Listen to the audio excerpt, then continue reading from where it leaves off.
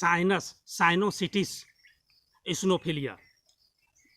कुछ प्राणायाम है, कुछ योगा है जिसे करने से हमारा नाक ठीक रहता है। सबसे पहले है भस्त्रिका। ये गले का घाव को ठीक करता है और नाक का जमाव को दूर करता है। कपाल भाती, ये ताकत के साथ सांस को छोड़ते हैं, ब्लॉकेज को दूर कर देता है और साइनस को साफ कर देता है। भ्रामरी, ओम, ये साइनस को पूरा हवादार बना देता है, साफ कर देता है और सूजन को अवरोध करता है। अनुलोम विलोम,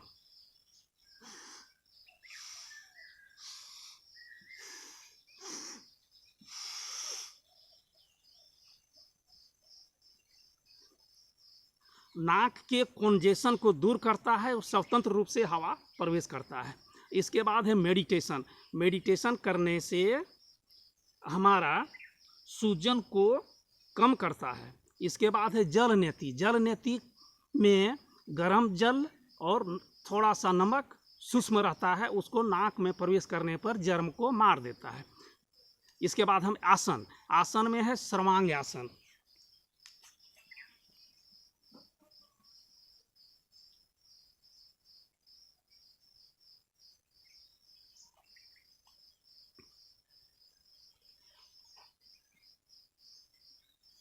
गर्दन का स्ट्रेच हो जाता है और नर्व को स्मूथ कर देता है, साइनस को आराम मिलता है।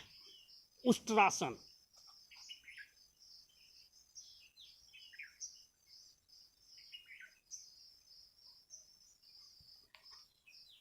बंद नाक को खोल देता है और सांस को सुधार हो जाता है और जकड़न है वो ठीक हमारा हो जाता है। भुजंगासन।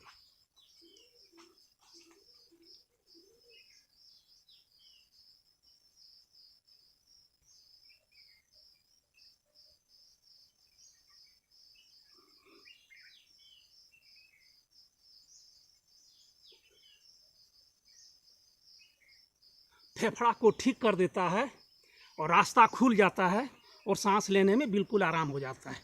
अधोमुख श्वसन।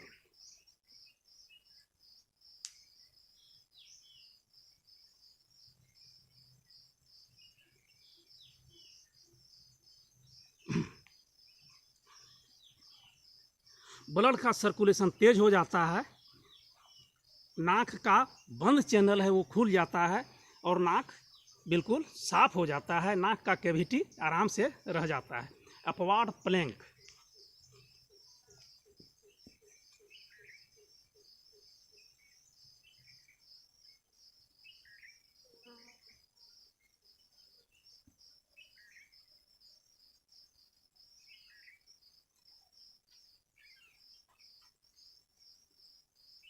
नाक का रास्ता खोल देता है। सेतु बंध।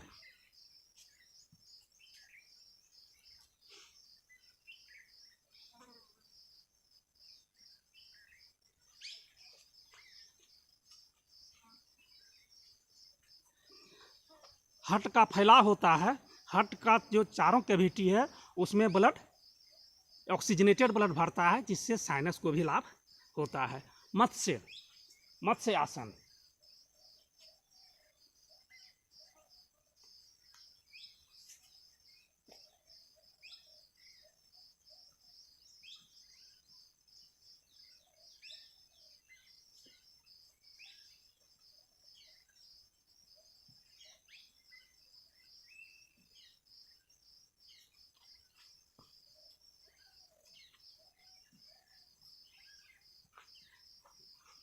गला का स्ट्रेच होता है और छाती और नाक का ब्लॉकेज खुल जाता है और ब्लड का सर्कुलेशन हमारा तेज हो जाता है।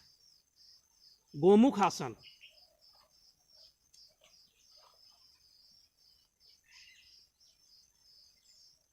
चेस्ट का स्ट्रेच हो रहा है, आराम से एयर प्रवेश करता है।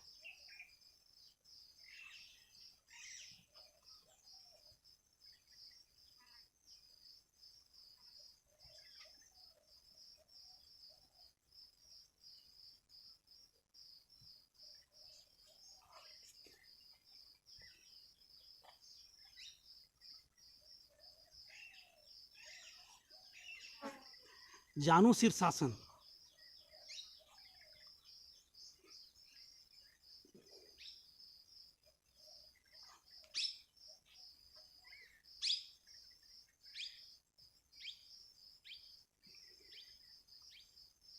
नाक का पानी बाहर फेंक देता है और वायु आराम से प्रवेश करता है।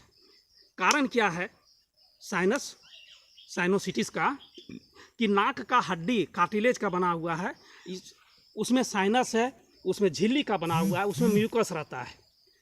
अगर एलर्जी मिला, इन्फेक्शन मिला, इरिटेशन हुआ, पोलन से आया, डस्ट आया, फंजाई आया, केमिकल आया, पॉल्यूशन आया, ये सब कारण से हमारा हड्डी बढ़ जाता है, तिरछा भी हो जाता है, ये संकरा मार्ग हो जाता है, रुकावट हो जाता है, बलगम जमा हो जाता है, झिल्ली फूल जाता है, टिश्यू का ग्रोथ हो जाता है, रास्ता बंद हो गया, नाक का इंटरलाइन फूल जाता है, आँख का सॉकेट डैमेज हो जाता है, नेजल फॉलिप हो जाता है, मतलब हर तरह से यहाँ पर पूरा बढ़ जाता है।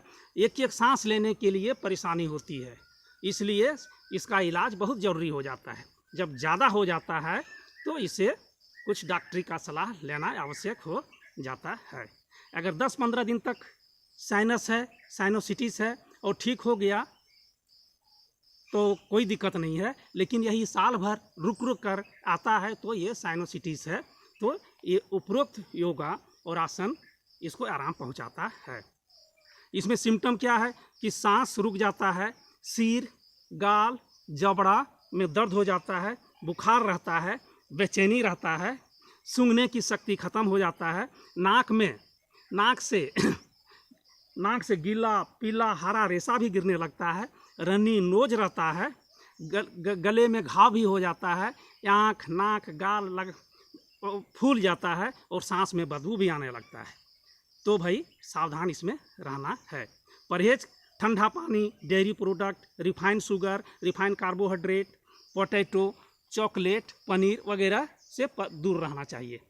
आयुर्वेद में कुछ दवा इस तरह से करते हैं कि नमक का गार्गल करते हैं, फेस पर भाप लगाते हैं, गर्म पानी से स्नान करते हैं, सरसों का तेल नाक में डालते हैं, अदरक का भी इस्तेमाल करते हैं, तुलसी का भी इस्तेमाल, दालचीनी, नींबू, मधु, अदरक, ये सब इसमें लाभ पहुंचाता है। एक्यूपंक्चर का कुछ पॉइंट है, रिंग फिंगर का यहाँ पर आप दबाते हैं तो साइनोसिटिस में लाभ होता है। नाक और आँख के बीच में ये है, यहाँ ऐसे करने से यहाँ यहीं पर साइनस है, यहाँ पर इस प्रेशर देने से आराम मिलता है।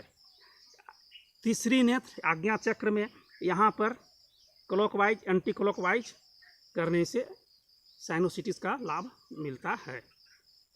गर्दन के पीछे इंटरलॉक कर लेते हैं हाथ और इस तरह से करते हैं तो हमारा नर्व, नाक का नर्व, साइनोसिटिस का नर्व एक्टिव हो जाता है और लाभ पहुंचता है।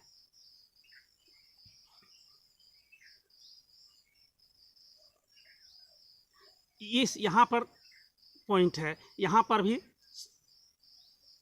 दबाने से साइनोसिटिस में लाभ होता है, यहाँ भी दबाने से साइनोसिटिस में लाभ होता है। पैर में यहाँ पर अंगूठे और इसके बगल में यहाँ पर दबाने से साइनोसिटिस का लाभ होता है। धन्यवाद।